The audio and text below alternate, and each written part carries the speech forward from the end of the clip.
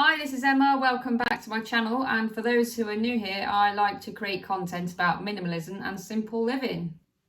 I've been doing some more decluttering recently, but I came across a really difficult roadblock that actually falls into the category of sentimental clutter. Since I became minimalist, I've decluttered hundreds and hundreds of items, some of them that were clearly just rubbish, others that were just in the way, and some of them which were sentimental.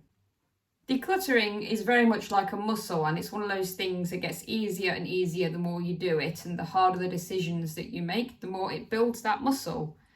But sometimes we can still get stuck with particular items, and one I'm struggling with right now, which I've been struggling with for quite some time, is a teddy bear that I've had since childhood, and I'll just show you him right now. So this is the teddy in question. His name is Fred and he's quite cute. Now, I don't understand what it is exactly which is stopping me from giving him away, because I can't quite work out what the attachment is. I've got rid of tons and tons of soft toys, but when it comes to Fred here, something stops me. Fred was actually given to me by my granddad on my mother's side when I was probably about 7 or 8 years old, and it just stayed in my room ever since. I never really played with him. He just sat on the side, and he was always there when I was an adult, sat on top of my wardrobe, and that's where he's been ever since. And I finally come to a conclusion and thought, right, he's actually taking up a lot of room. I've already got 2 other soft toys which I absolutely love.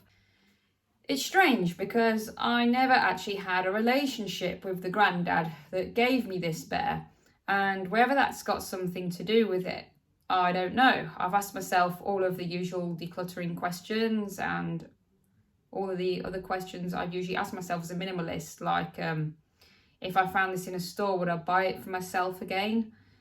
What memories does it spark in me? Does it spark any negative memories? And the answers to all of those are no. I wouldn't buy it if I saw it in a store, but it doesn't spark any memories either. It's just something that's always been there, but it's very hard for me to let go of. And I don't know whether that's because I've attached it to my childhood and simply memories of being a child, or whether it's some guilt I feel for my granddad that gave it to me. So what I thought I would do was put Fred in the outbox that I've put together this past week of other stuff that I'm getting rid of, and I'm going to leave him there and see how I feel once he's not been on top of my wardrobe for a couple of weeks or a month. And if I don't miss it, then I'm just going to take the plunge and let him go. I think no matter what the item is, even the most hardcore minimalists can struggle like this from time to time and come across that one item that they just can't seem to let go of. Well, this is one such object for me. So I'm going to keep you updated and let you know how I get on with that. I know that there are those who might say, oh, why don't you just keep him? But he's in the way. There's no room for him anymore. The top of my wardrobe already has stuff on it, which is actually a couple of memory boxes and the soft toys that I do want to keep. There's no room for my daughter to have it. And I think it brings somebody else a lot of joy and a lot of value because it's still in practically new condition. One thing I've found is sometimes we don't realise the reason that we're keeping something until we let that item go. And it's only when that object is out of our lives that we finally understand what it was that was making us hold on to it. I would just like to say a very big thank you to my new subscribers, and for those of you who watch my video, I really appreciate that a lot. And if you want to read more of my minimalist content, you can follow me at greencloverminimalism.com, which I'll put down in the description. As you can probably tell, I'm still way more confident behind a keyboard than I am behind a camera, but I'm hoping that that will change the more that I do this.